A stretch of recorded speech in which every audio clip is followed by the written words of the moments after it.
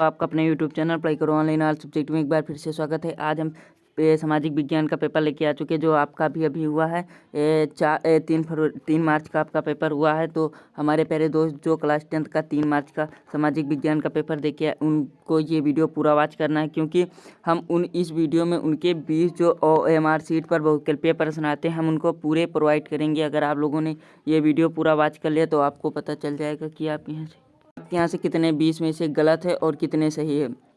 और हम आपको यहाँ से संपूर्ण फुल अब वो दे देंगे कि आपके यहाँ से आपका पूर्णांक 70 नंबर का था। विषय सामाजिक विज्ञान और समय 3 घंटा 15 मिनट था। तो प्रारंभ के 15 मिनट परीक्षार्थियों को प्रश्न पत्र पढ़ने के लिए निर्धारित थे और यहाँ पर सभी प्रश्न आपको करना अनिवार्य था। यह प्रश्न खंड यहाँ प्रश्न 2 खंडों में आ और बा में विभाजित है और खंड आ में 20 बहुविकल्पीय प्रश्न हैं। इनका उत्तर आपको OMR सीट पर देना है।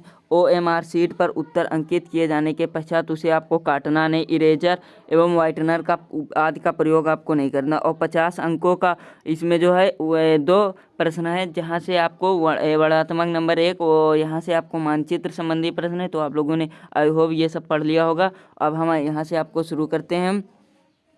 फ्रांसीसी क्रांति कब हुई?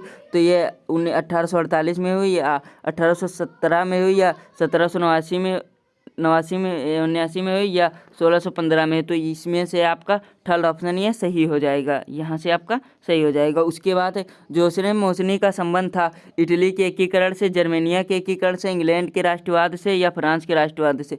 तो ये शायद यहाँ से ये हमको मिल नहीं पाया, लेकिन हम यहाँ से आपको बता रहे हैं ये इटली के एकीकरण या जर्मनिया के एकीकरण से। यहाँ से हमें जो है कन्फ्यूजन है, एग्जैक्ट नहीं पता। तो और हम आपको यहाँ से पूरे बताते। हिंद स्वराज पुस्तक के लेखक कौन है? जवाहरलाल नेहरू, महात्मा गांधी।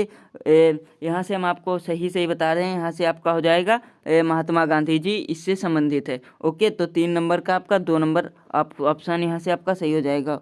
उसके बाद है निम्नलिखित में से किसे बारदौली सत्याग्रह का नेतृत्व में किया था? तो बारदौली सत्याग्रह किसके नेतृत्व में किया गया था? तो यहाँ से आपका यहाँ से गांधी जी नहीं होंगे, यहाँ से आपका हो जाएगा सरदार वल्लभ भाई पटेल। यहाँ से आपका ये हो जाएगा।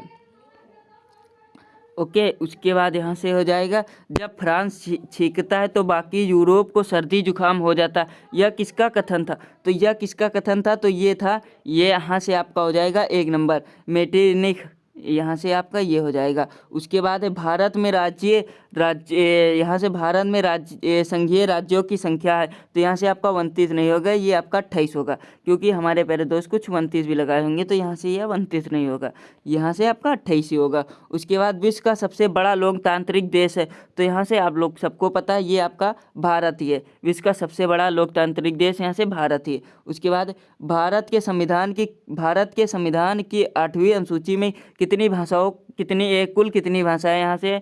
तो यहाँ से आपकी 22 भाषाएं, कुल 22 भाषाएं।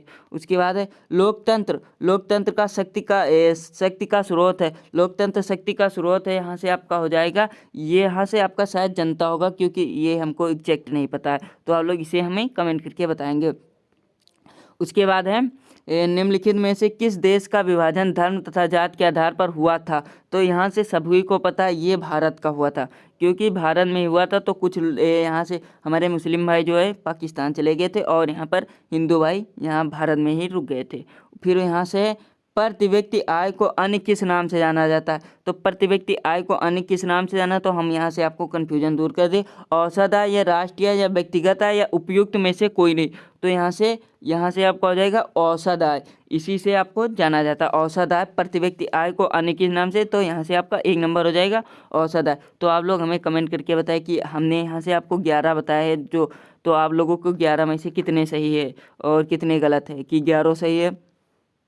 उसके बाद है द्वितीय क्षेत्रक को अन्य किस नाम से जाना जाता है? द्वितीय क्षेत्रक को अन्य किस नाम से जाना जाता है? तो ये आपका हो जाएगा औद्योगिक क्षेत्रक के नाम से जाना जाता है। फिर है सेवाओं को किस क्रियाकलाप क्षेत्रक के अंतर्गत रखा जाता है? तो ये जो सेवाएं होती ये सभी लोगों को पता है। तो ये हो जाएगा द्वितीय क्षेत्रक के अंतर्गत, यहाँ से आपको इसको रखा जाता है।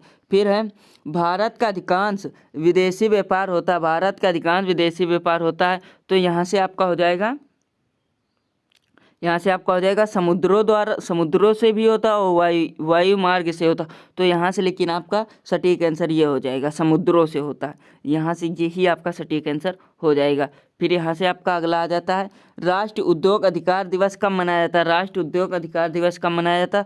तो ये आपका हो जाएगा, यहाँ से आपका मनाया जाता है 24 दिसंबर को। ये आपका 24 दिसंबर को मनाया जाता है। फिर है, इनमें से किस राज्य संघ राज्य क्षेत्र में काली मिट्टी पाई जाती है? तो काली मिट्टी कहाँ पाई जाती है? तो ये महाराष्ट्र में पाई जाती है। यहाँ से महाराष्ट्र में पाई जाती है। तो ये एजेंडा 21 का संबंध किससे है? ये एजेंडा 21 का संबंध किससे है? तो ये हमको नहीं मिल पाया, तो ये आप लोग हमें कमेंट करके बताएंगे। उसके बाद है, ग्रीन इंडिया मिशन किस वर्ष से आरंभ किया गया था? किस वर्ष से आरंभ किया गया था? तो ये 2014 से आरंभ किया गया था। 2014 से आरंभ किया गया था। उसके बाद है, निम्नलिखित में से कौन सी फसल मुख्य रूप से ज़्यादा फसल का उदाहरण? तो यहाँ से धान, गेहूँ, चना, तरबूज। तो यहाँ से शायद ये हो जाएगा आपका गेहूँ। ये भी हमको एग्जैक्ट नहीं पता, तो आप लोग इसे हमें कमेंट करके बताएंगे। उसके बाद अगला है लास्ट, ये आग्नेय चट्टानों में पाई जाने वाला खनिज है। तो पाया जाने वाला खनिज है, तो यहाँ से आपका कौन है? तो आप लोग हमें कमेंट करके बताएंगे। इसका भी हमको आंसर नहीं पता है, लेकिन ये हमने गूगल किया तो इस पे फास्फेट दिखा,